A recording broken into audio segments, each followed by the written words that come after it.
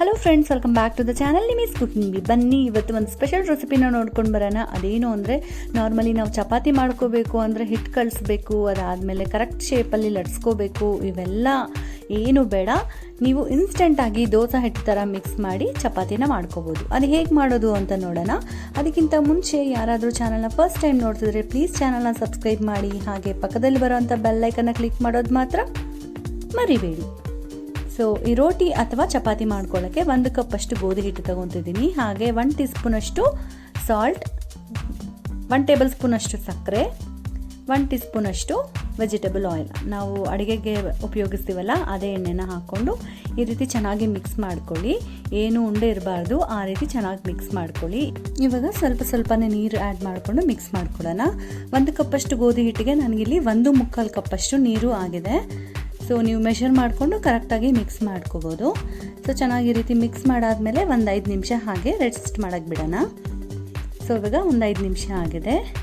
So ನೀವು ಎಷ್ಟೇ mix ಮಾಡಿದ್ರೂ ಕೂಡ ಸ್ವಲ್ಪ ಗಂಟಿರುತ್ತೆ. ಸೊ ಹಾಗಾಗಿ ನಾನಿಲ್ಲಿ ಶೋಧಿಸ್ಕೊತಿದ್ದೀನಿ. ಸೊ ಇವಾಗ ನೋಡ್ತಿದ್ದೀರಲ್ಲ, ಕರೆಕ್ಟಾಗಿದೆ ಬ್ಯಾಟರ್. ಸೊ ಇವಾಗ ಒಂದು ನಾನ್ ಸ್ಟಿಕ್ದು ಫ್ರೈಯಿಂಗ್ ಪ್ಯಾನ್ ಅಥವಾ ಕಡಾಯಿ ತಗೊಳ್ಳಿ. ಸೊ ನಾನ್ ಸ್ಟಿಕ್ ಆದರೆ ಈಸಿಯಾಗಿ ಚೆನ್ನಾಗಿ ಬರುತ್ತೆ, ಇಲ್ಲಾಂದರೆ ಬರಲ್ಲ.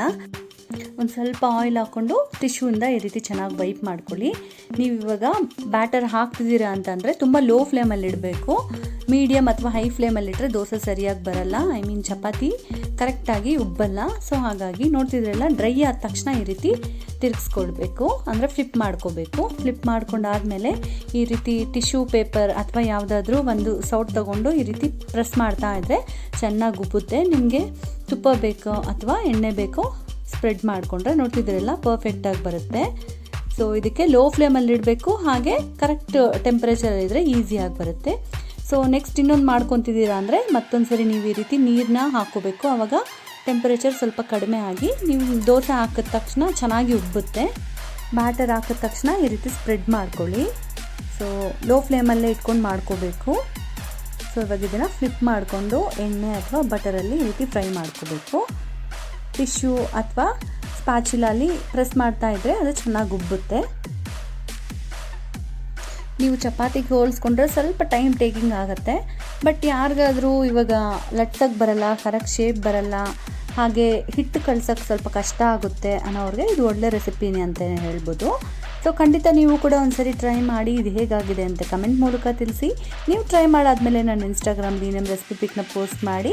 ಹಾಗೆ ಚಾನಲ್ ಯಾರಾದರೂ ಫಸ್ಟ್ ಟೈಮ್ ನೋಡ್ತಿದ್ರೆ ಚಾನಲ್ನ ಸಬ್ಸ್ಕ್ರೈಬ್ ಮಾಡಿ. ಈ ವಿಡಿಯೋ ಇಷ್ಟ ಆದರೆ ಫ್ರೆಂಡ್ಸ್ ಜೊತೆಗೆ, ಫ್ಯಾಮಿಲಿ ಜೊತೆಗೆ ಶೇರ್ ಮಾಡಿ. ಲೈಕ್ ಮಾಡೋದು ಮಾತ್ರ ಮರಿಬೇಡಿ.